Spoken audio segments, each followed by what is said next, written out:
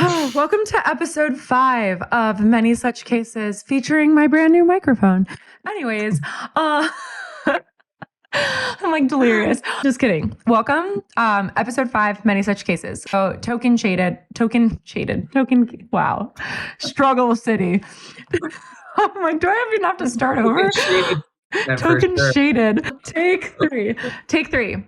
We talked about really in-depth token. Take 4. Oh my God. Take 5. Episode 5, Many Such Cases. Did an in-depth feelings check-in, vibe check, how we're doing, what's up. That intersected with a couple topics, including token-gated everything. Then quick little channel host getting paid. Talked about the new user power badge. Then we did briefly touch upon meme coins, but not in a full analysis way to come. And then we wrapped it up with just getting excited about cast actions. So.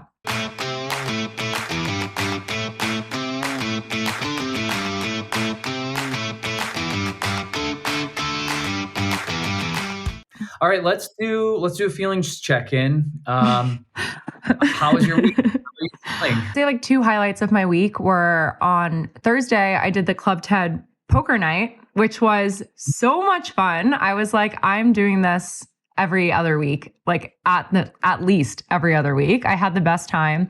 And I went straight from Club TED poker night into Chris Dixon's Read, Write, Own book launch party in LA, which was also so well done, and saw a lot of Farcaster people there. So I was like running off of the high of that and seeing so many people. And then also got coffee with Tarun this morning as well, who I love. And yeah, so I'm just kind of like feeling good energy from everyone. And that's what I'm trying to focus on. Cause I think I'm a little bummed at the haterade going on, generally speaking. So I'm just trying to focus on the good things, because at the end of the day, I don't know, it's a lot easier. Imagine every day if you were chain smoking negativity. I'm like, or you could just chain smoke positivity, the way a flower, the sun's moving and a flower follows the sun in positivity. So that's kind of what I'm trying to go for these days. So good analogy. I like that. Thank you. Yeah, I'm with you. I gotta say, I was kind of, it bummed me out, I didn't, I just the past few days, I've just been this is fucking lame. It's not what I'm here for. And it's fucking weak sauce. And I think, and so I'll just kind of get into it, which is, go for it. Someone had asked about token gated live streams, hey, it would be cool. And I don't know if they mentioned hypersub or not. I think they probably did. And I was like, okay, well, I have this kind of relationship with Brian, which is, it's the Brian pact, which is publicly mean, privately nice. We've talked about this on the podcast before. Yeah. We have. Yeah. Brian and I meet every other week. We give each other updates on what we're building. He's been very encouraging to me. I've been very encouraging to him. I think we have a very good, supportive relationship. And then privately, his kind of brand is to be irreverent and negative. And it's funny most of the time. And so I was like, all right, I'm going to do a little fun trolling. And I was like, yeah, I've been asking, Brian to ship this, and he hasn't. And it's because he's not a very good engineer. And I think that touched a nerve, because rather than replying or whatever, he quoted it and fucking came at me pretty hard, Yeah. And, my feeling is to I don't want to attack people, but I will defend myself. And so I kind of continued it. But then he did something that really kind of bothered me, which is he took a screenshot and then posted it to Twitter. And I was like, okay, well, that feels a little thirsty. It's now we're in this sort of dark forest of Twitter, and we're not in this cozy kind of fun, friendly place anymore. And also to do it as a screenshot really kind of feels more of Did he tag you in it? No. No. And I only saw it because I follow him. And I was like, that's kind of a bad faith, just like straight up attack. And then it was a pile-on, a bunch of and the other thing is that he kind of misrepresented my position. What I've been saying is like, and we agree, like this whole notion of token gating is highly nuanced. There's it's like, and there's a rich design space to explore. And so he kind of like made it this very black and white thing, is like, it's good or bad. And I'm like, I'm not saying that it's good or bad. I'm saying that it's like an interesting use case. And so I read through this pile-on and I was like, all right, let's fucking go then. And so I wrote like a fairly long response to somebody, pretty much just like smashing him, like I was like, basically I said, there's a whole use case. There's like a whole bunch of creators that are asking to do this. This is a very low lift feature. It would open up new use cases, which as any founder knows is where new information is. As a founder, you're hungry for new information. That new information acts as new inputs on new decisions. It can change the course of your company. That's how you get to product market fit. And basically, any competent founder would know this. And so it's very telling that like Brian's kind of shut himself off to it. So I kind of came at him. I was like, bro, if you're gonna do this, like, and so he DM'd me the next day and was like, do you want to do a ceasefire? Because this is like not good. Like this is like distracting and very negative. And I was like, yes, ceasefire.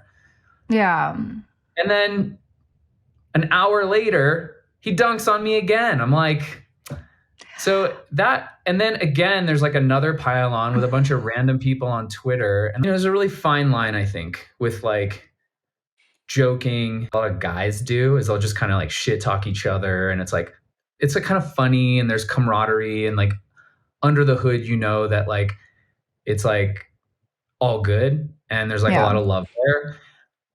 It reminds me in some ways, but like it can turn a corner. You know what I mean? Like it can go from being funny and fun to being actually real. And it reminds me of like when I was much younger and it's like, guys are like hanging out, wrestling, whatever. And then it like turns into a fight. Like it's like that. It's like the internet equivalent of that. And so it bummed me out personally because like I'm friends with both of you.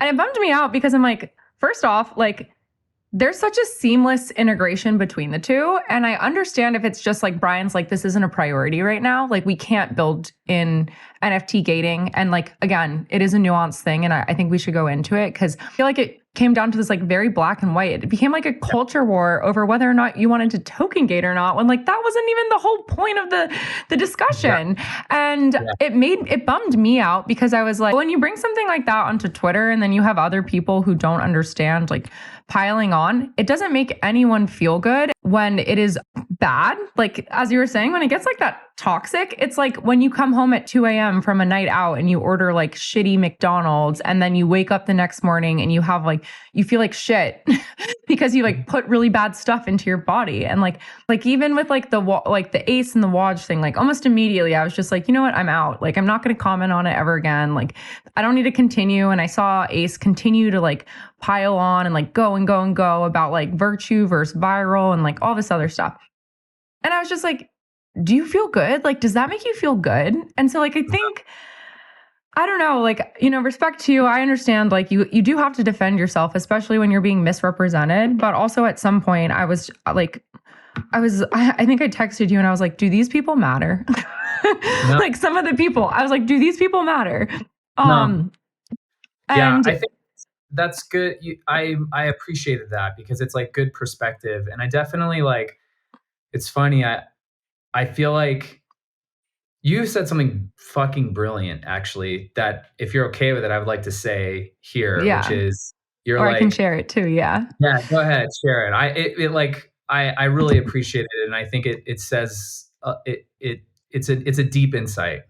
So Linda actually casted something and she said, she pretty much said for her fund Scalar, 90% of her investors were really wonderful. 10% were deeply unkind during the bear market, and they took capital for them because like they were trying to raise anyways.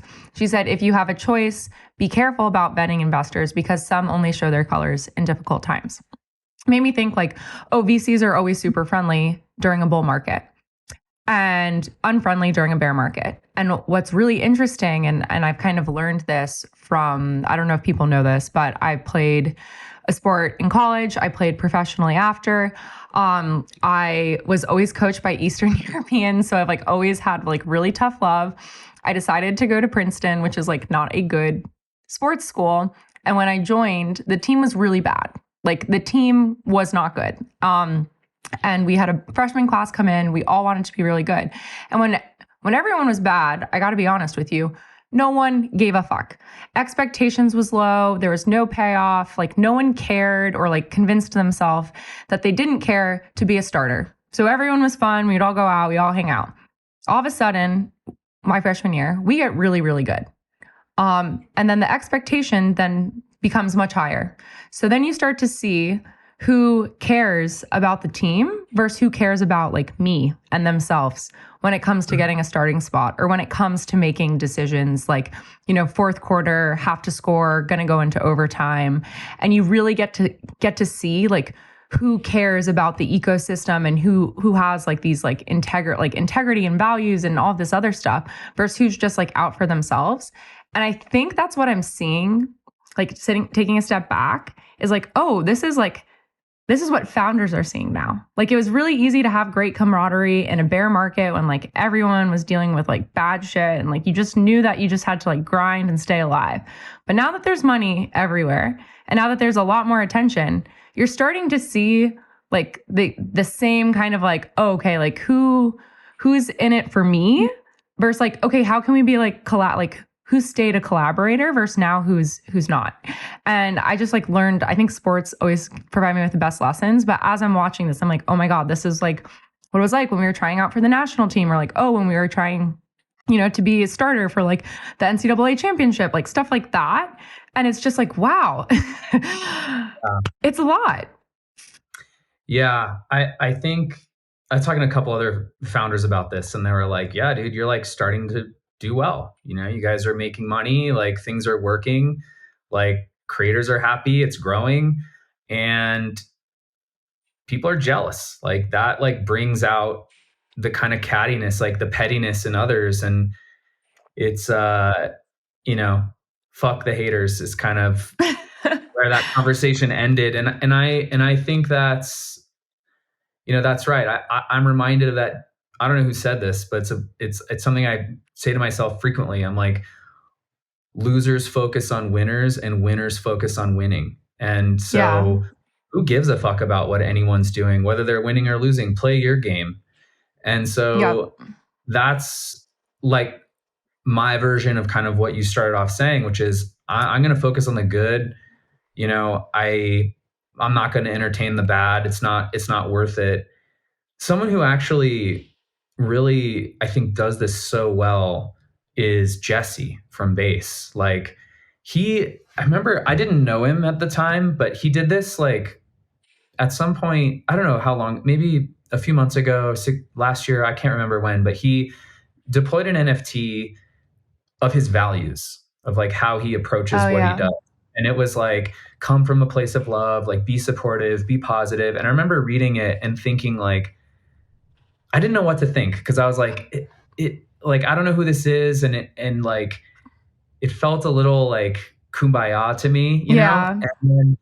Very vibes. Yeah, but like, as I've come to know him and see him work and be this public figure and come under fire for things. And like, I'm like, like he has that like righteous thing where he's just like focuses on the good.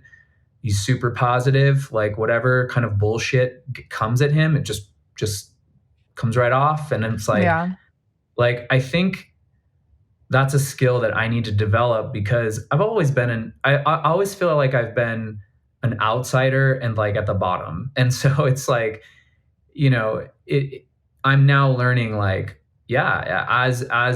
as Farcaster grows, our audience grows, as we have success, as I start to like build a legitimate audience and company, like you said this morning, not everybody's going to like you. And there's some people that are going to come after you. And I think like dealing with that in a way that is gracious and healthy is a skill. And Yeah. so, yeah, I think this week I kind of realized, I was like, man, fuck this shit. Like, I'm going Yeah. to just focus on the good. I'm going to focus on what we're building, and whatever, like Good. you're either with us or you can go fuck yourself. I don't care about you, you know? Yeah. I'm glad.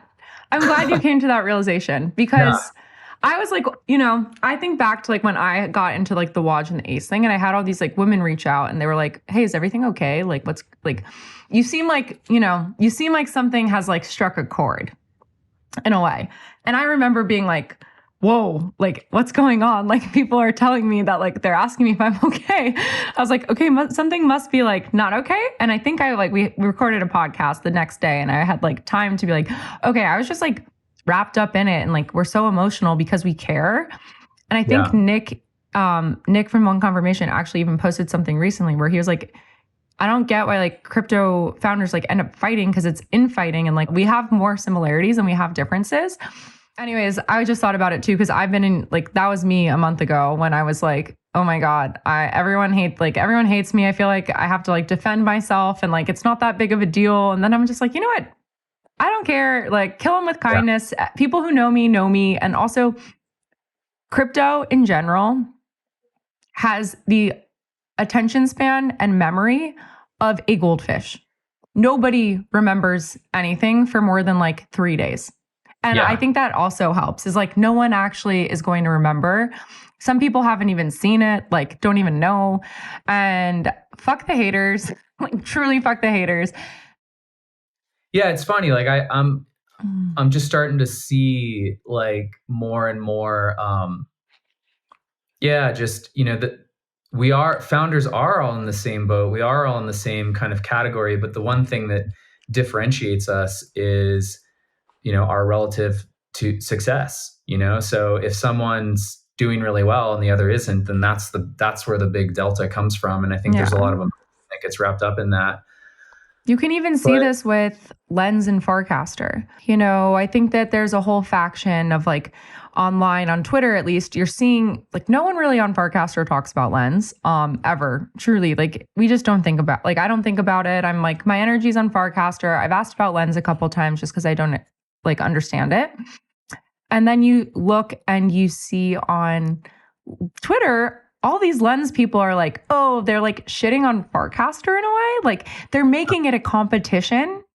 And at that point, I'm like, you guys, like, if you're ever making something a competition that doesn't need to be a competition, to me, it just signals insecurity. Like it signals to me that like you feel threatened, because yeah, you're either on one side or the other. And usually the winner, like the champion, unless they're like a very like arrogant, like, a person that you wouldn't want to hang out with, they're not bragging that they're ahead in the race. Like they're just put their head down. They have a target on their back. They need to just like work and stay ahead. But it's interesting because like I'm always like, oh, if someone's ever like stirring the pot and like trying to make something a competition, either they're super, super confident that they're better or they're insecure. yeah.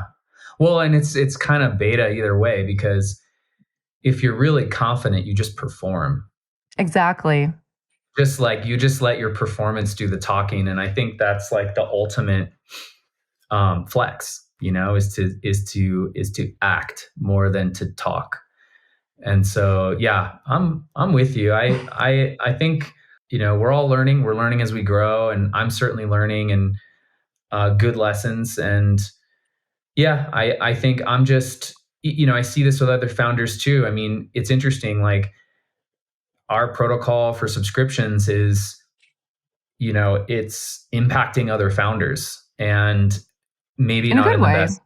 Well, Oh, some, and others maybe not. And what do so, you, can you dive into that or no? yeah, It's okay if you like, can't. well, it's a payment rail fundamentally. And so, Oh, there is a case to be made that whoever kind of owns the payment rail owns the customer. And maybe other founders don't want that. They don't want other mm. companies to have that leverage.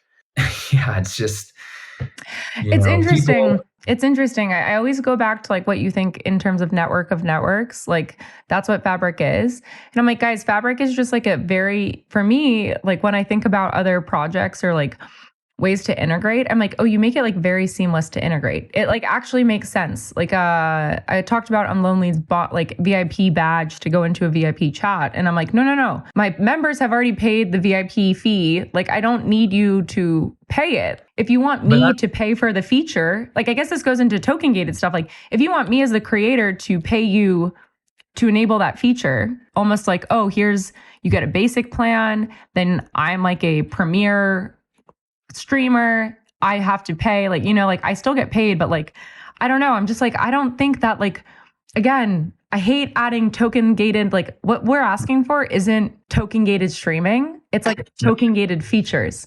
So this actually is a good example because, you know, it's highly interoperable. It's a 721. It's like the most standardized contract in crypto, but it's the payment rail. And so what everyone wants is to be between the money. You know, if you can insert yourself in an economic transaction, you have a lot of leverage. And so, and you have, I mean, that's a powerful network to build. Yeah. And if we say to a company that's got some interface and we say, oh, just, you know, you can gate access to your subscribers on all kinds of things, you know, like the core feature set, a periphery feature set, like whatever. You could use these other tools, but all the payment is happening on our side. Well, how are those other companies going to monetize? Like that's a real problem for them. And so it's like, on the one hand, they need to be interoperable, but on the other hand, if they're not actually monetizing, then that sort of, you know, that's disruptive to them. That commoditizes them. So that there's some founders like that's the kind of like negative, you know, that's like if you're looking at what we're doing in the most negative light. But then there's other founders, and this kind of goes back to who do I want to spend my time with? Who do I want to focus on? That are like, oh, what you guys are doing is sick. Like we're doing something different, but potentially complementary. Let's find a way to work together. So like my friend Soren, who's the CEO and founder of Titles, who I would like to get on here. They're working on their V2 contracts. We're working on ours, and we're spending as teams. You know, it's real collaboration. We're meeting. I talk to Soren all the time. What are you guys doing? Here's what we're doing. We put all our cards on the table. It's not weird and like cryptic. We're like, hey, you know, there's a lot of trust and desire to collaborate. And you know, he wants to make sure that we can win by using their contracts, and I want to make sure that they can win by using ours. And I think that the sum of these two of this approach is like 1 + 1 = 3. Like you get something more than just the addition of these two systems. And to me, this is like a whole philosophy of how to build in crypto.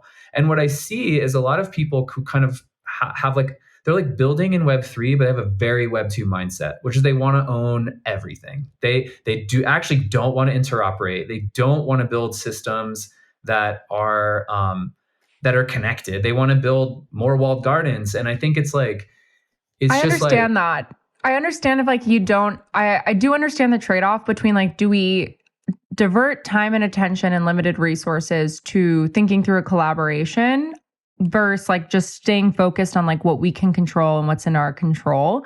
However, with Fabric, I will say in like your unique situation, it's like so much of what builders are building in Web3. And maybe I'm not technical, so I don't understand how easy it is. But the number of projects personally that I've worked with and like number of projects that I could potentially work with or like I'm discussing, the fact that I just have an NFT as my membership, they're like, this is so easy. We can 100% collaborate. And then it opens up doors for other hyper sub creators too. And like they realize like, oh, okay, having this is actually a value add for people using our product who wouldn't use it otherwise. So anyways, like that, like I understand the trade-off between having to focus on, hey, we need to get something out the door. I think what I don't always understand is like, how is someone assessing what that trade-off is when to me, again, it feels like relatively low hanging fruit because again, as you said, it's a 721. Yeah, right. I'm like non-technical. It's a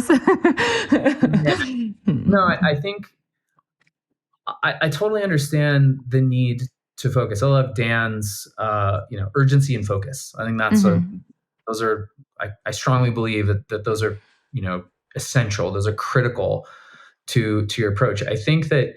For me, this is a higher level kind of more, it's a strategic approach, which is if you think about okay, what are we trying to, let's step back. What are we doing in crypto? We're trying to build new products. Okay. So, and we're trying to build products that are materially differentiated from Web2 alternatives. So look at what, and you find a lot of these, you can Yeah. say Unlonely maps to Twitch, Paragraph maps to Substack, Hypersub maps to Patreon, blah, blah, blah, Dracula blah. maps to TikTok. Yeah. Yes. There's a lot of, we're all looking at, okay, what is working? What has been Yeah. working? How can we use crypto to make it better? Right. So to me, Mhm. it's like we're all the Davids and there's a lot of Goliaths. Now, if Yes. you try, this is like business 101, right? Like if you try to compete with an incumbent on incumbent's terms, you're going to lose. You will Yes. lose. You're not going Agree. to win that battle. So you have to identify a completely different competitive vector on which to compete. So, like in Clayton Christensen's book, The Innovator's Dilemma, he talks about the disk drive industry and how for the longest time the competitive vector was capacity, and then at some point it became physical size. It didn't take very long before all the drive that actually the market didn't really care, because capacity had kind of overshot the needs of the market, and that what the market really wanted was a physically smaller drive. And so all of these makers who were now competing on physical size, these incumbents who had high capacity but also large physical size, sort of got caught with their pants down. They're like, holy shit, like we've basically been disrupted, because there's been this whole new wave I of see. startups that were competing on a different dimension.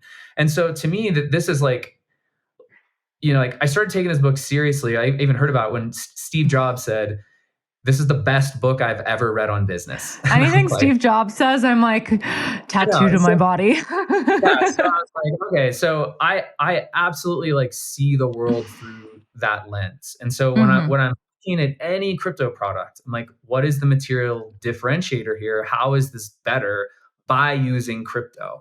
And so to Yeah. me, like fundamentally what we're doing when we do things on chain is we're putting data in the open. It becomes public data. And like that's a simple but profound difference. And so Yeah. like it speaks to interoperability. And so it's like, if you're not thinking like this, like what are you doing? Like if you're thinking in this very zero sum way, which is we got to focus, we got to do what we're building, we got to just be about what we're building, fuck everybody else.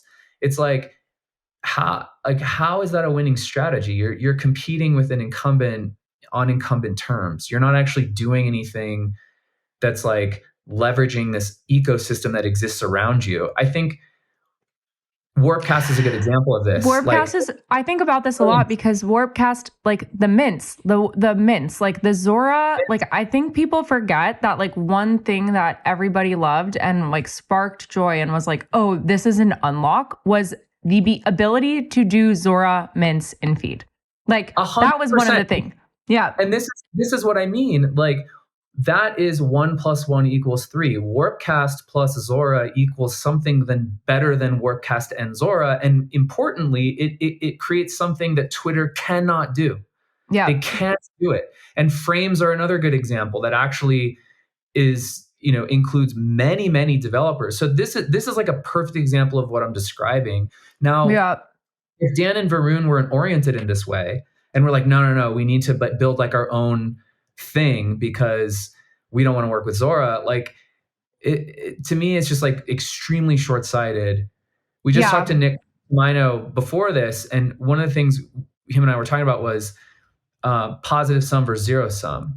And I was like, well, there's a lot of zero sum oriented founders, and he was like, they get flushed out. He's like, the ones that they have to always.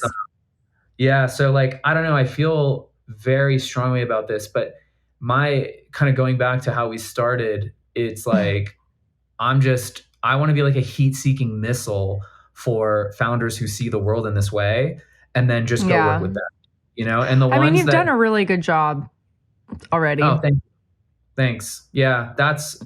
I just think it's the only way we can win is together. That's like the only, I mean, like I fundamentally believe that I wouldn't even be anywhere. Like I wouldn't have had so many doors open. I wouldn't have kind of like the platform that I have unless I had that mindset, because Yeah. everything I've done ever in the Farcaster ecosystem has just been like, how can we work together? Like, oh, I love what you're doing. Like, can you show me more? And that's like really where it came from. Like, no matter what, like Kiwi News, tried out Kiwi News, was an editor for a day. Hypersub, I'm a hypersub, was one of the first people to do like CrowdFi. But like, there's so many different ones where I was like, oh, I feel like I'm not a technical builder. I'm not building, but I want to be a catalyst for like, how can we connect the dots between them all? And even Matt, from like, to your point, like I have a friend who's building an event company that is gaining a lot of traction in terms of like communities.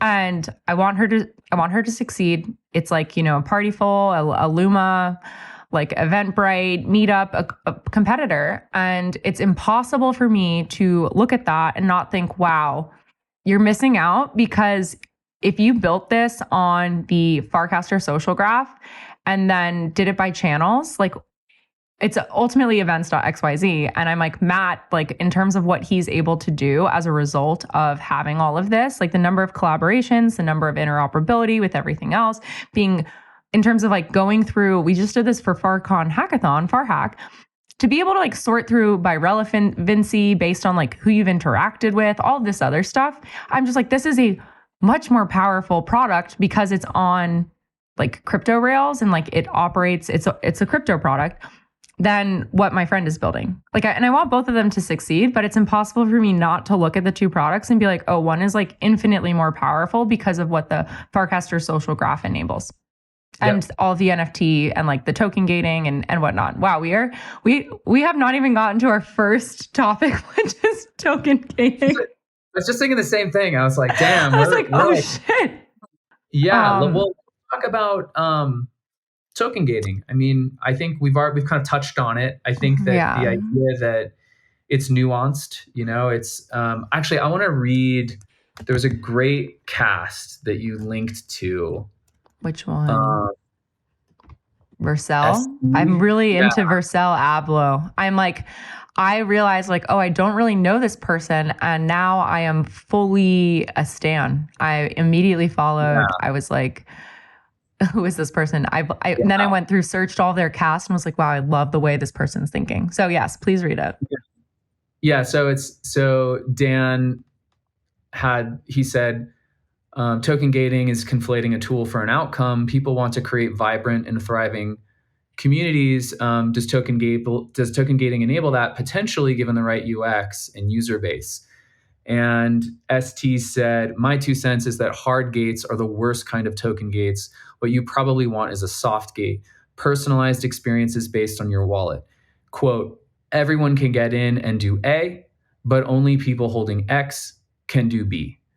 This requires a fair amount of creativity and experimentation, but it's a great way to allow the public to participate in the scene you're building while rewarding early belief and deeper engagement. And I read that and I was like, mwah, like, yes, this is so the good kind of, this is why I fucking use Farcaster, because it takes like, I'm like, it's so thoughtful. It's so nuanced. Like, 100% yes. And this is what I mean when I talk about this being a rich design space. Like, yeah, it's personalization. Like he wrote another one because I think he's designing in the e-commerce space, which then makes sense for his Farcaster username. But he's like, we personalize commerce based on on-chain data. That is fundamentally a token gate, you guys. Like it is a token gate. Based on his on-chain data, he can then also airdrop a NFT and then token gate based on that. But it's like, how do we help a business set up token gating? What's the best UX? Like it is such a rich design space. And again, like I don't know how to describe it, but like for me, I'm like, I actually have a pretty rich community in what I've done. Like I have a thriving, flourishing community. What I'm looking to do is not gate that or make it exclusive, but enhance it. And I think that is a lot of the issue too is like, no, we're not trying. Obviously, I think you've made a point about exclusivity, but for me, I'm like, no, I'm looking at this and I'm like, okay, here is the baseline experience for everyone. How can I enhance it for the people who are fans, loyalists, believers, etc., the same way that people are airdropping or doing like NFT mints. Like, so again, it's nuanced, and I'm like, why? Anyways, I don't know why this like whole token gating thing became like all of this like war. And I'm like, this is the most interesting conversation any of us could be having about Farcaster right now, because people want token gated channels. People want like we already have token gated group chats. People want this, people want that. Now we're also going to be doing cast actions. You can think about like, anybody with a certain token can have a certain cast action available to them. Like there's so much. But anyways, I'm obsessed with Versal Ablo. Yeah. Thank you. I think 100% agree with all of that. I think that the total false dichotomy and like completely fucking midwit take is no, I don't want token gating because that's going to limit my distribution. It's like, goodness gracious, like can you do you have like a creative fucking cell in your body? Like that is a Johnny, total like that's what I'm saying. It's like it's so much bigger than that. It's exactly what he's saying. It's like, this is what we're talking about. It's like, no, you can have public read, private write. I mean, channels are another rich space for this as well. Like there's so much that you could be doing based on what you hold. I mean, arguably, this is what a channel pass is. I mean, like it's just a form of determining. Wait a minute, let me get some signal on this agent that's happening, like on this person. So anyway, someone else said this. I think it was Meta. He said, token gated group chats. It's like a little meme thing. Token gated group chats. Then the next level is like token gated channels, and then the next level is actually just like token gated permissions. And like, that is life. Like this is life. Actually, that fundamentally, that's what we're talking about. Our RBAC and ACLs, role-based access control and access control list. That's like the nerd term for that one over my head. I'm glad you explained the acronym. all the engineers and nerds in the audience will know what that means. I mean, those are old terms. These are terms that have been around for decades.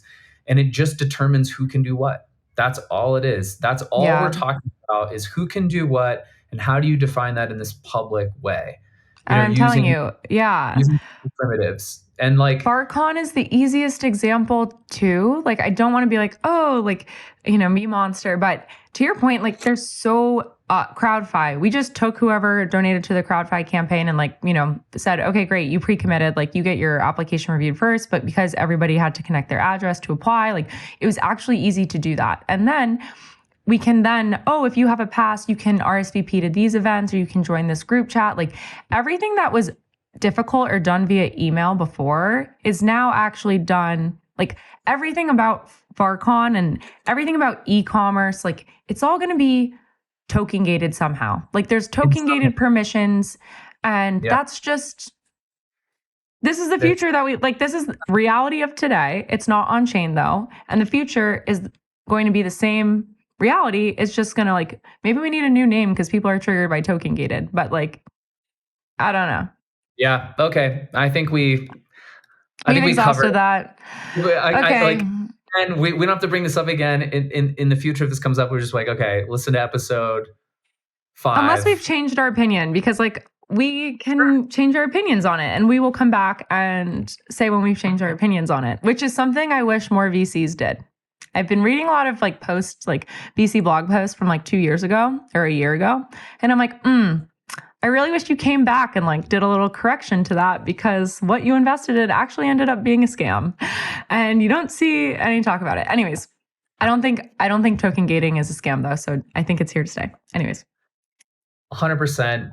If faced with new information, we need to update our view. So agreed. For now, I think this is a good representation certainly my thinking. I think yours as well. Yeah. And we got to move find on. We got to move on to the next. Yeah. Okay. So, channel hosts getting paid. I think Okay. I said something in a group chat like, that's good. And you were like, no, that's not good. And I'm like, okay, we need to just talk about this then on the podcast. Yeah, you guys. Anyways, the point is that this is a topic that Johnny and I don't agree on. So really?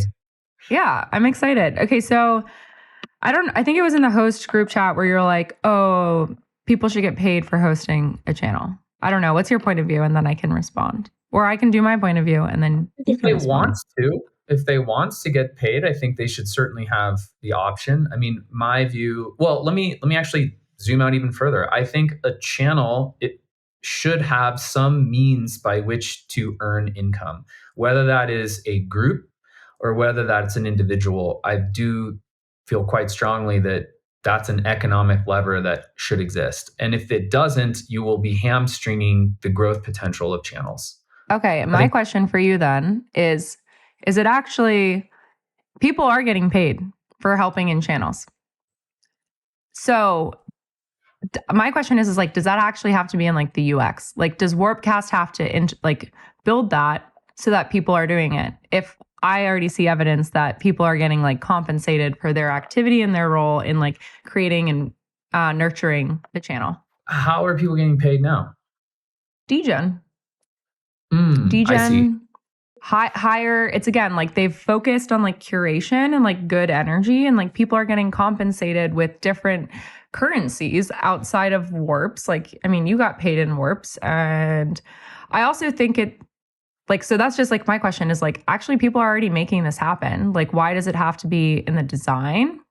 And I can like tell you more about like why I actually feel very strongly that it shouldn't be in the design, or at least on Warpcast, like the way Warpcast, wow, I can't speak English today. Warpcast design, because I think it fundamentally changes the approach to channels if you do that. Let me step back. I think hosting a channel and having it be good requires work, like period. So like there is work involved. And I think that work, needs to be compensated. Like I think if you just rely on the good heart, the good nature of people to like tip you in DGen or some random meme coin, I don't think that's enough to incentivize good hard work by smart people. I don't think that's going to work. So I think you need some means by which the channel host can say, this is how I would like to be compensated. Like this is the haven't we already decided that? It's like we said, oh, what you get is status. Think about when channels are on chain. So consider the following situation. I have 0 audience on Farcaster. I maybe have a big audience on Instagram, or maybe I have I'm like a mod on Reddit or something. I've heard about Warpcast or Farcast, whatever. I create a channel. I don't have a big audience, but I maybe do somewhere else, and I'm going to start doing work. I'm going to start posting whatever content, art, video, whatever, and I want to engage with people. I want to build something real here, and potentially build a business here, or a community. Another might be that I want to have the funds go into a channel treasury, and I want to do this outside of the purview of Warpcast. I'm not in the Warpcast garden. Maybe I just use some other client. What am I going to do? If I don't have some means by which to say, no, you must hold some number, you must hold at least 10,000 DGen, or you must have some other ERC20 token, or you need to have a party membership, or you need to have a hypersub NFT, or you need to have whatever. If I don't have those levers, then how can I produce this outcome? Like, I mean, you work for it, and like, I don't know if I'm following, because I'm just like, I think like I came to it with 0 expectation of getting paid, and knowing that like, oh, I wanted this outcome, I need to put in this effort or this work to get this outcome, and like that's it. And then like once I think it goes back to like the token gating. It's like, okay, then once you've built it, then you can charge in whatever way you need to. But I don't think the channel itself should I don't think that the channel, I don't know, like potentially it can in the future have the mechanism. I don't know, again, if like the mechanism needs to be hardwired into the protocol for payment. And I think everyone sets like how they'd want to be paid. And I think about a lot of stuff. Like if we're talking about like, oh, someone's not like, almost as you were describing it, I was like, oh, it sounds like what you're advocating for. And like, tell me if I'm wrong. I was like, oh, it's like UBI for new people joining Farcaster who want to grow a channel on No, their own. no, no. What Oh, I'm saying is that as the channel host, like you need a way to earn revenue on chain. no, you don't. Like I don't need a No. way to earn revenue on chain. Like I mean I can, but I'm not going to do it through the channel. The channel is a I don't know the right word. I don't know if it's like the channel is a means, but it's not the end. Like But why wouldn't, I mean, so it's okay if you don't want to, but you're saying, I think what you're advocating for is not even having the option to. no, I said like you can have the option. I just don't know if the option needs to be hardwired into the protocol. Like I think if somebody wants to get paid to do whatever they want to do with their channel, they can. I just think right now people have found ways to get paid or compensated. Or for instance, you start a hyper sub and that's your channel. Like, and that's how you do it. And like I'm doing that for Club TED. Like I'm like, okay, here's what I'm doing. So I think that there's just like payment mechanisms outside. And I don't know if we need to like pay, I don't know if Warpcast or whoever should be paying channel hosts. And then I also think the motivation is very different. Like right now, people are starting channels because like they think it'll lead to an airdrop or like they're doing something novel. Or like for me, I'm like, I just enjoy this and like this is what I'm gonna do. The same way that people join a church with like no financial incentive and volunteer for it because like they find value in it in a way that's non-financial. Same with FarCon, like totally volunteer, probably won't make any money from it despite, putting in so many hours. And I found a lot of value in doing it from like the network and the experience and like the joy it brings me. So that's all I'm saying is like, I don't think it needs to be like enforced.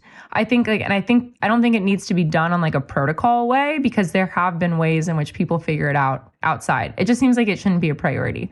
And even if we do channel hosts getting paid now, I'm almost like, oh no, like don't introduce, like you guys can figure out how channel hosts want to get paid.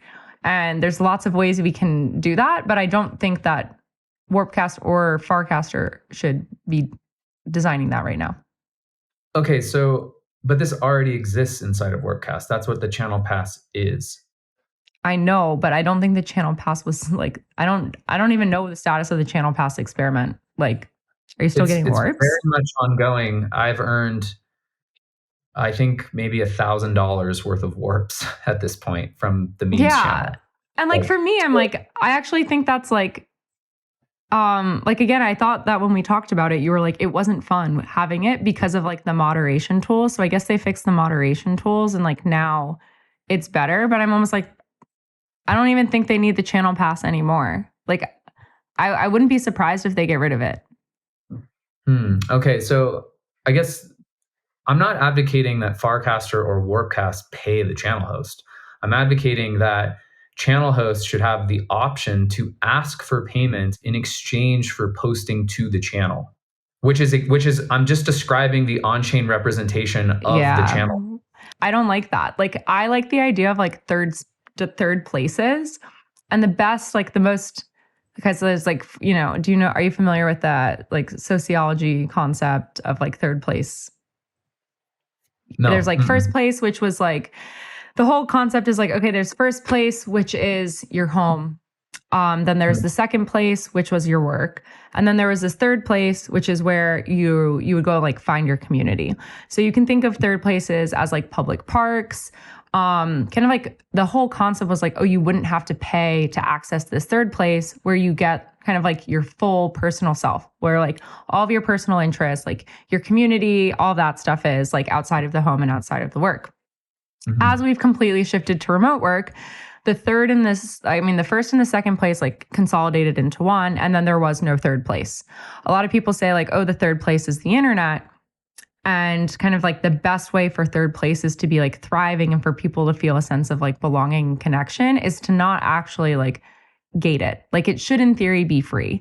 And so you see this a lot with coffee shops where like you do have to pay to get coffee, but then you just hang out and you like work there and like you don't feel like you paid an access, like because you got something in return, you got the coffee. And so anyways, like I feel like channels are most channels are third places. And I hear you that like not every channel is like memes. That's probably not a third place, but it is like, I think that's where I'm almost like, oh, I guess everything is personalized then. I guess I'm like, Well, we end up agreeing. what I'm getting at is like, think about like your like a Rotary Club, like where you pay membership dues, or like the kind of fancy equivalent would be like Soho House. Like, is Soho House a third place, where you can go and connect with other like-minded individuals and build community? Like, I would Like argue that in it is. theory, it is, but it's not like, yes, it is, but like again, it's not in the way that you can't the barrier to entry is quite high. Yeah. And all I'm saying is that like the option should exist. Like, if someone wants to create a completely free channel and there's no barrier to entry, you don't have to hold an NFT or tokens or pay anything at all. It's like completely free in public. Great. They should absolutely be able to do that. And I mean, especially if we're talking about a protocol, which protocols want to support as many use cases as possible and be unopinionated. So it should absolutely support the use case, which is that a channel host may come along. Like, in other words, it should support both the public park and the Soho House. I think Like, we both of actually those agree. things. I agree with that. I just like don't Okay, think, that's I guess what I'm like what saying. I was saying is like, I don't think it should be I don't think it should be a requirement, I guess, is like all I was saying. I also do think Yeah. it's a little like, I do think it's a little like some of these channels where I'm like, oh, I think it's like wild that you have like $1,000 worth of warps. Like you have grown the memes channel, but it was also like one of the first channels that was like ever created. And you can see like some of these early channels where I'm like, oh, like, I mean, like you are an exception to this, but there's other channels where I'm like, no one did any work in like nurturing this channel. And it's now a huge channel. And now these 10 channel mods are getting paid to do nothing. When I'm like, dude, I would use all of those warps. Like I would be gifting warps like no other. And so a part of me, yes, is like salty in a way. Shout out to Varun for not letting me do channel pass experiment. But because I'm like, I would actually use the warps. And I know that you would use the warps, although how the hell do you use $1,000 worth of warps? I often give the maximum amount of allowable warps. Yes. Day, and you are the ultimate Farcaster user. Just trying to I want to give them all back to everyone. I don't know how to get them back. Like, you can only gift 100 at a time too. Like, no, it's gonna take me a while. Yeah. Okay, so we actually agree. Okay, great, awesome. I'm glad. Damn it! I thought we were really gonna go. Okay. So let's see. There used to be an active badge, and there were a number of requirements, like objective requirements that you needed to meet in order to get it, which I don't remember what they were, but I know that the big barrier was to get 400 followers. Mm-hmm. The impact of this, why it mattered, is that your casts would not show up in a channel unless you had an active badge. They're effectively hidden by default. That's, I believe I have that right. So it was like a big deal to get the active badge. I think what they noticed is that it was being gamed. And so they said, okay, we're done with that. And now we have the power badge. And Varun's announcement. The power badge. Yeah. The power badge. This microphone is like so bad because it makes you feel so much power. I can't wait until you get yours. Okay, I'm done. So he said it uses a PageRank-like approach to recursively find power users who are active and post content that the rest of the network finds interesting. Unlike the active badge, it does not have a set of rules that you can follow to earn the badge. Blah blah blah. Like that's essentially the heart of it. And so obviously very, very vague, not super clear. I will probably butcher PageRank, but I think that the gist of PageRank, which is a Google technology, which was roughly based on how many sites link to this site. That is a rough indicator of quality. So if you have a site that just exists and it's an island unto itself and nobody links to it, probably not a high value site. If you have a site where a large portion of the internet links to that site, probably a higher signal site. So I think what he's describing here is, who is interacting with you? What is the quality of the users interacting with you? That's going to determine whether you get rank, you get a power badge. So that's what it is. Curious to hear your take. Okay, well, I'm glad that the active badge is going away. I think it was well intentioned and then never remained a top priority for them as they were shipping frames and a bunch of other stuff. And it kind of fell off the wayside until all of a sudden it was like out of control and all the spam was showing up. And they were like, wow, okay, too many people have gained the active badge system.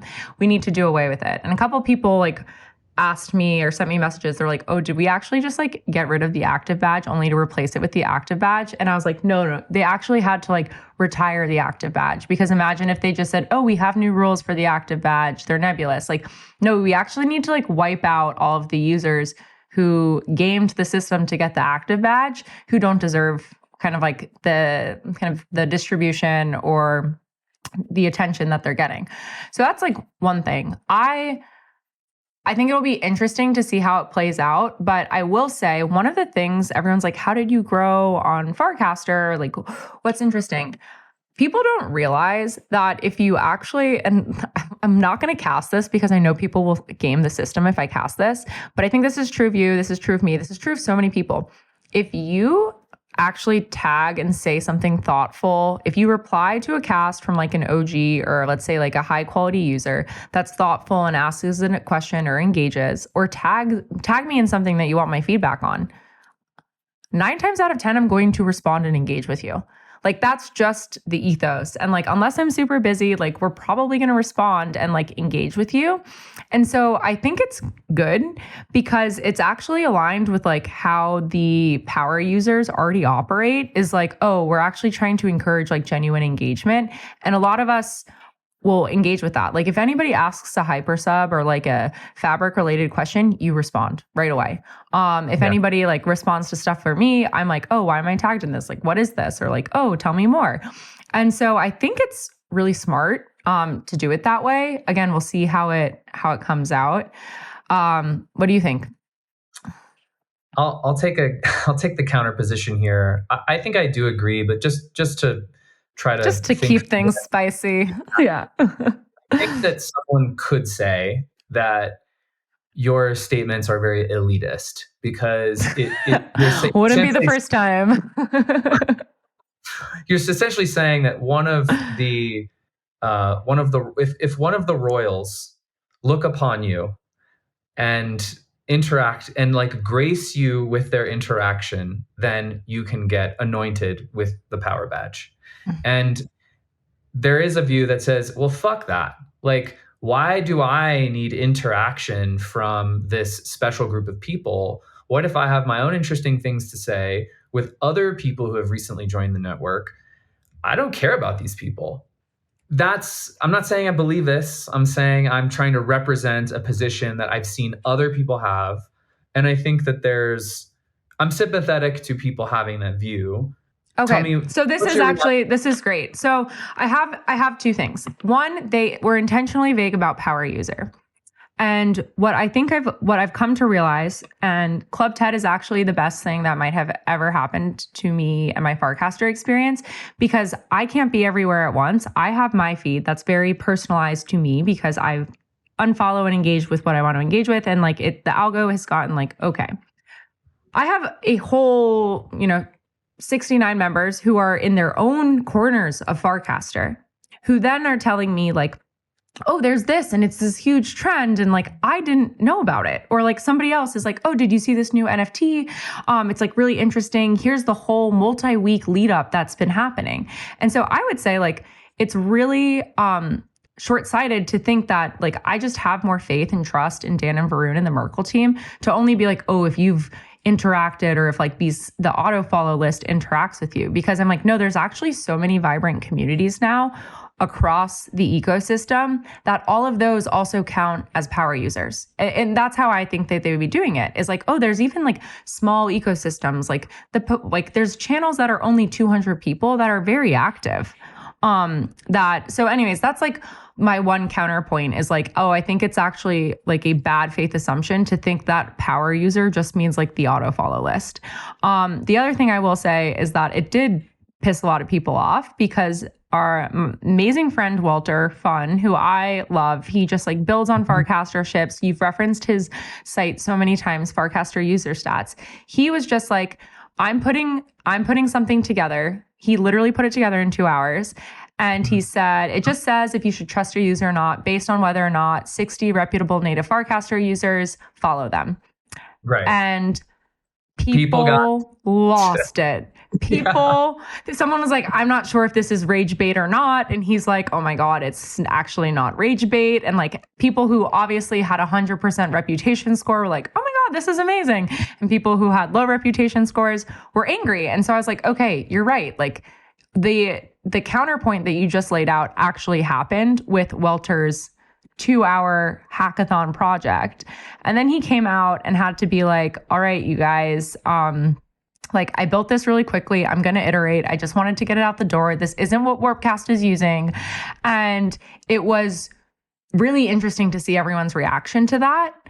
And I think like the Merkle team is probably like studying the reaction to this in terms of anything else they announce.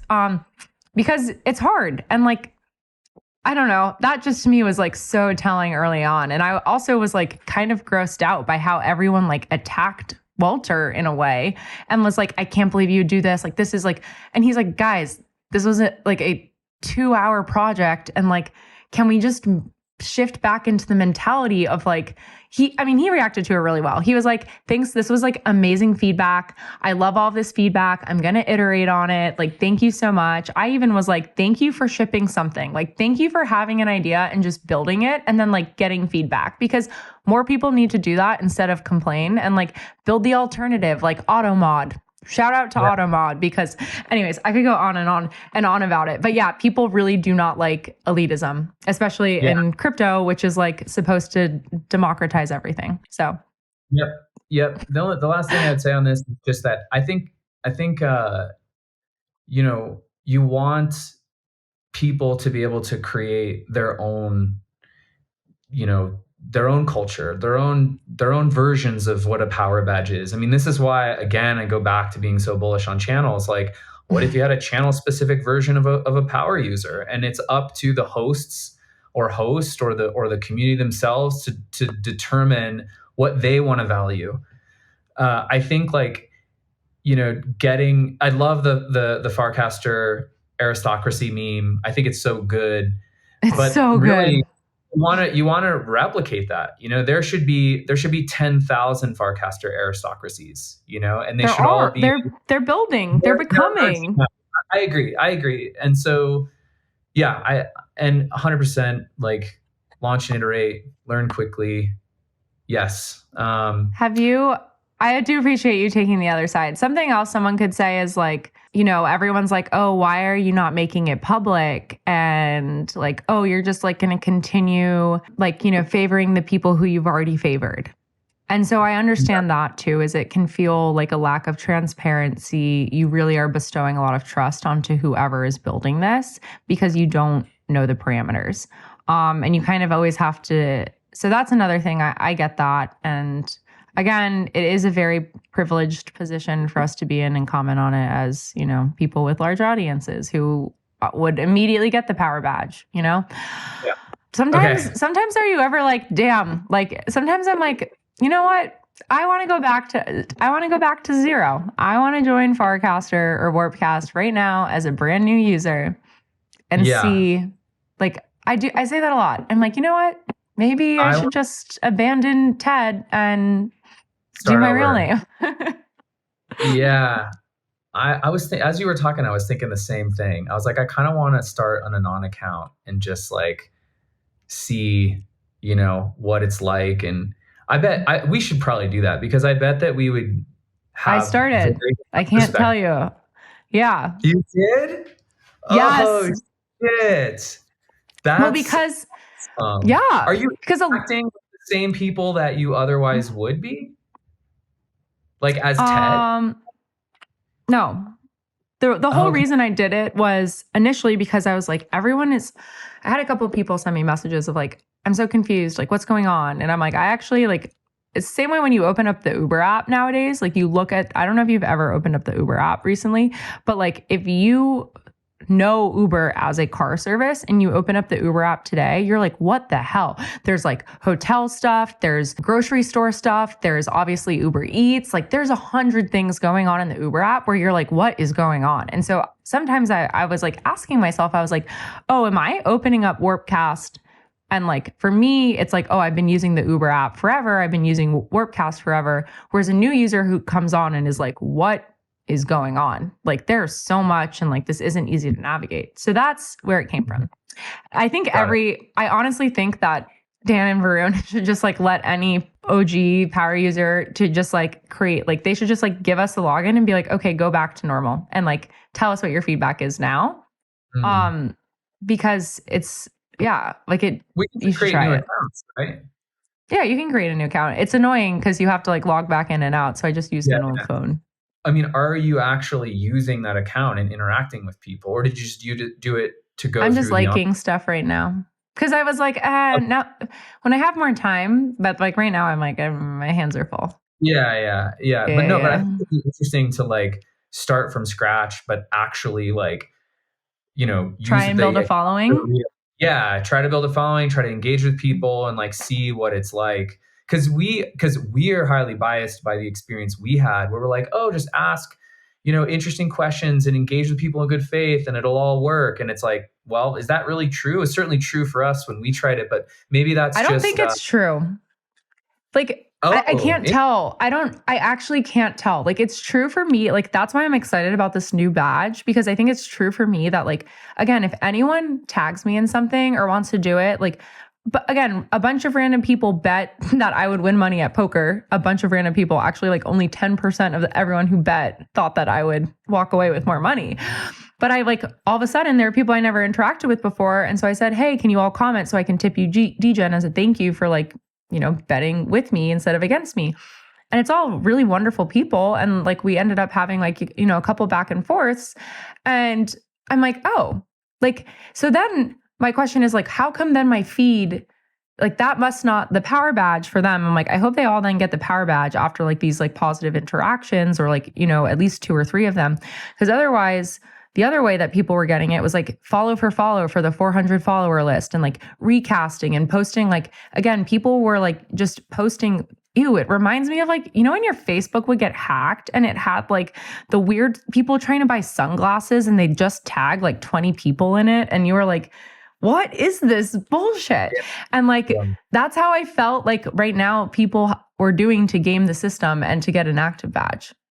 So we'll see. But I'm like, okay, it's a little bit of the chicken and the egg. I'm like, are people doing this because there's no other way to get a following? Or are people doing this because that's who these people are? Yeah. Yeah, it's a good question. I don't know.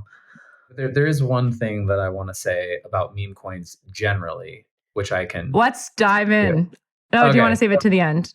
Well, let's go into it now. So I think I said something, and I knew this was going to get hate. I just knew. But I was.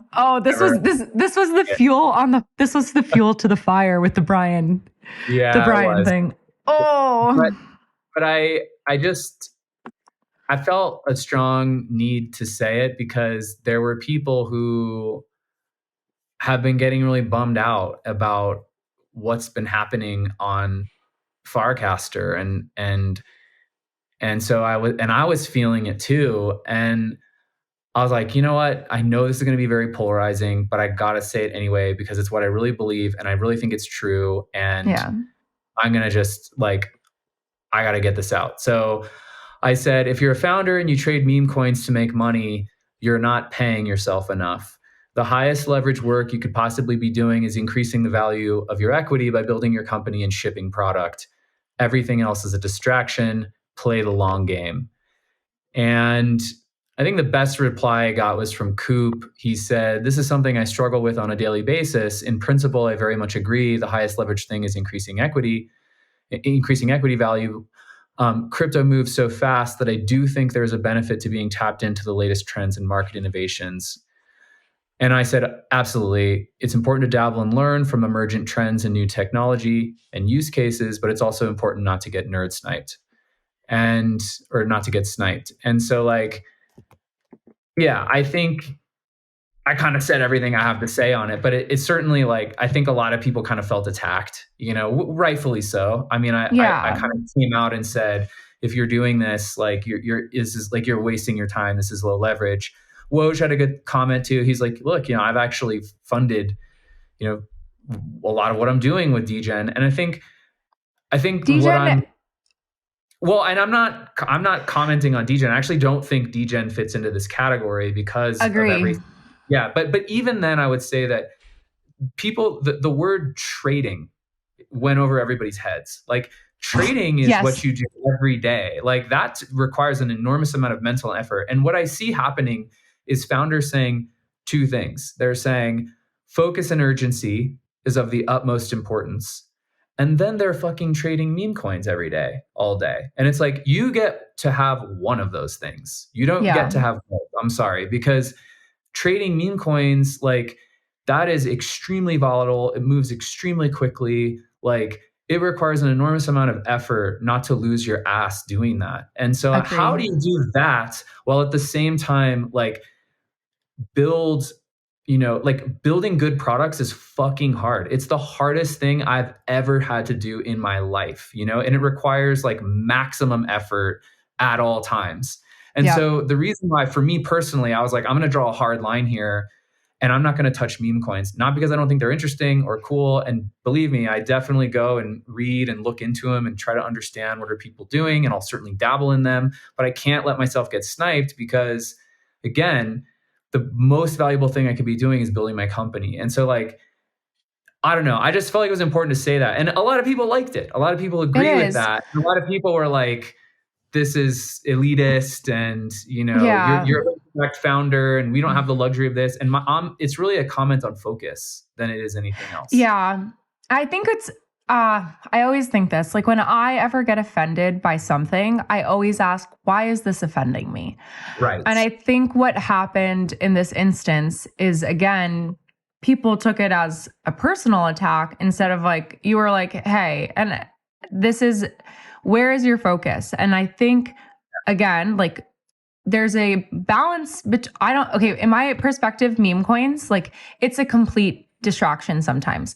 Degen is an exception to the rule, and there's other exceptions to the rule, but I think a lot of people are conflating the idea of like degen success then leading to a bunch of other things. And we can go into like, they're using degen success, which is, again, like, not necessarily, we're early. We don't know if degen is the new go to market. But if you think about everything else that has already been launched on Farcaster, that was a huge distraction for a lot of founders, and they will admit it now. Like far points, wow, farts too. Then you had ticker. Like, people who got wrapped up in that stuff, like, what happened? And I think, like, again, I don't even think like, I don't know if Brian considers vibes to be a meme coin, but it's a utility token. Like, at the end of the day, like, you're buying it to bet on something, and like, that's the way that you're betting. And so I think, again, to your point, like, are you trading? Is it utility? Is it part of your product? Like, how are you using it? Like, cheese meme coin. I'm like, if a founder cares about cheese coin, I am worried if I'm on your cap table. Like, I'm just being honest with you. Like, I'm worried. Unless you're Ace and Peter and you're milking money from people buying your cheese NFTs, I'm worried if you're thinking about that. So Yeah. I agree with you. I also think that something, Nick said too, we can go into it, is that, I don't know, I'll have to be able to figure out a way to find it. But like, a lot of times, again, these things are so like ephemeral. Like, they come and they go, they come and they go. And so if you're tying yourself to a trend that is fleeting, you're actually missing, like, stepping back and missing the macro trends that are coming because you're just so focused on these like micro trends that are 15 minutes of fame. I think about this in TikTok all of the time, is like, you can actually, if you stand back and you look at the TikTok trends from the past 3 months, you have a pretty good representation of everything that's been going on. But everyone is just like only focused, like, the people who miss it are the people who are like going trend to trend to trend to trend, instead of just like taking a step back and being like, I'm focused on my own thing, and like, here's how it will all fit in. So I agree with you. Anyways, I could go on and on. And like, I Yeah. agree with your point of view. I didn't feel like I had to like agree with it because everyone knows how I feel about it. But I think it was really interesting. I'm like, anybody who got offended by this, ask yourself, why did this offend you? Why did this trigger you? And use that as information for like, A, how to adjust your own behavior or not adjust it, and how you respond. That's all I'm going to Yeah. say. Yeah. I think that's very wise. I also do the same. If I find myself really angry or triggered by something, I'm like, ooh, this is valuable information for myself. Like Yes. what is it here? Like what do I have to learn? How can I like, let me sort myself out first before kind of counterattacking, before just immediately having this like visceral reaction. I Yeah, will say too, one thing that I think we have in common that people didn't recognize and that people don't have context. And tell me if this is wrong. When you started this story, you said, "Oh, a lot of people on Farcaster are not okay or like don't feel good about all this meme coin stuff going on." And so you were almost like, "I have this platform, so I'm going to say something." And when I did the same thing with Ace and Pearl, again, context that nobody else had was I just came from a Farcaster meetup where a bunch of new people were there and were like, what is Pearl? It's ruining my experience. And I was like, oh, this is like, I need to say something. Like, I almost felt like, they don't have a voice, but we have this platform. Like, we have to say something. And so I think that's unique. And I just want to call that out is like, you weren't necessarily you get to get all of the pushback and everyone can hate on you. But what you're actually doing was like hearing what a lot of people were saying and synthesizing that into a larger platform where, people do have attention. Like if anybody else casted that who didn't have as large following, it like could go out into, no one hears it. So anyways, I just kudos to you for saying something that A, you believe in, but also B, that you knew would get pushback on. It's not always easy. Not everyone does it. Especially right like the next day, I was like, oh, this is, yeah. Like, this is just gonna be like, I was this like, is the weekend. This is the 3 days. You're just going through the grind. I was like, what? But it's, there was people I like really care about, and they were like, man, they were like getting bummed out on like Farcaster, the network. They're like, I think maybe it's just cannibalized by all this meme coin stuff and really brilliant builders. And they're like, I kind of just like don't want to use it anymore. And I was like, man, that sucks. Like, I want people to know that not everybody is doing this and not everyone thinks it's cool. And, and so I don't know. I tried to Brings me back to the beginning. Yeah. Like I felt it too. I said in the last podcast with Nick, I like literally asked the Merkle team, I was like, you guys, just let me know if we're going in, if we're leaning into that direction, just let me know. Cause I need to mentally prepare. But like this again goes back to like way at the beginning is like, you realize who's like me versus team. And like, again, you said this because you care about the ecosystem and you're like, I want really cool builders and like long-term thinking builders to have a good experience here. And it's really hard when like you see all this like meme coin, short-term, like pump and dump, everything. It's like, it's really hard to make the people who are like heads down focused feel good and like feel like, okay, this matters. So anyways, thank you for doing that for both the builders and for me and for everyone else who is like, I just want to use this as a social network and not have it feel like crypto Twitter. Yeah, like an alpha group chat or something. Yeah, I agree. Awesome. What are cast actions? Okay, so Tony posted something saying, looking for feedback on custom cast actions. Devs can let users add custom cast action buttons. When users press the custom cast action button, blah, blah, blah. Anyways, I don't really understand it, but like what I'm thinking is like, oh, if you almost think of it as like a frame too. It's like users in a certain channel. If you're casting to a certain channel, the same way if you're casting a frame, you get certain buttons that you can click. And so you can think of it, replacing in the degen channel, you'd replace the bookmark with a degen hat and you could like choose how much you'd want to degen. So that's a cast action. Got it. So they were asking, you could think of it in hypersub, for instance, instead of the bookmark, you could do subscribe. And like right in that, I cast in the hypersub. My cast action in the hypersub is like, subscribe to Club TED. So that is the concept of it. I believe I could be completely butchering it. I actually think the most interesting part is to go through the Notion document and then see some of the discussions.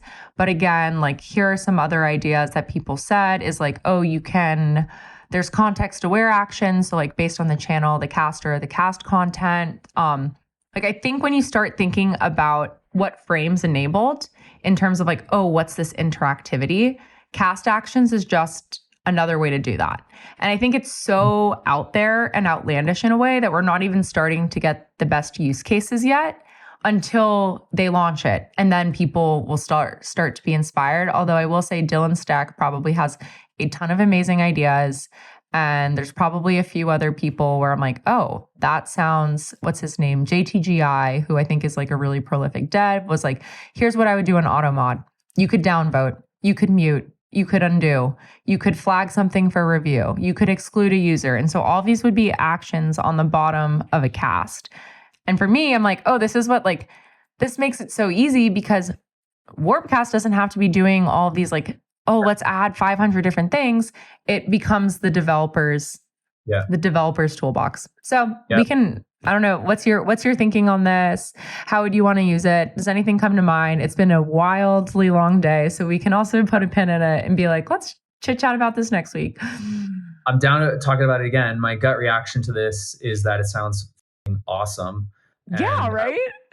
See this. Yeah, I think the more that Farcaster can leverage the developer ecosystem, the better.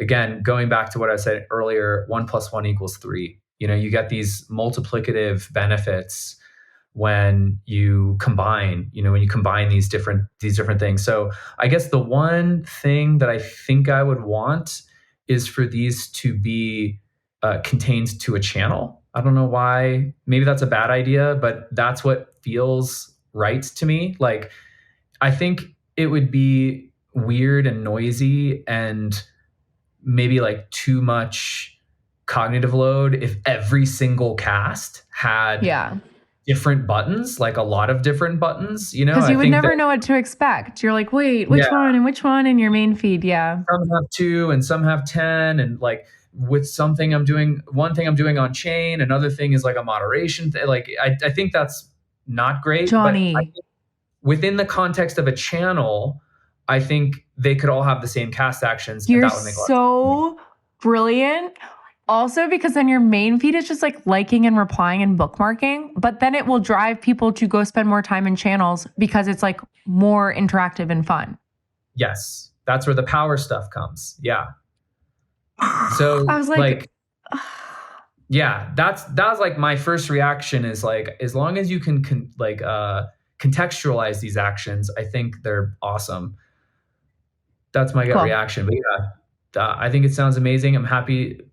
I think we probably will end up talking about this again if it's something that they do, because they're like groundbreaking primitive, it sounds like. So this has been a long episode. This is a double whammy. This is such a long, guys, we have been recording forever.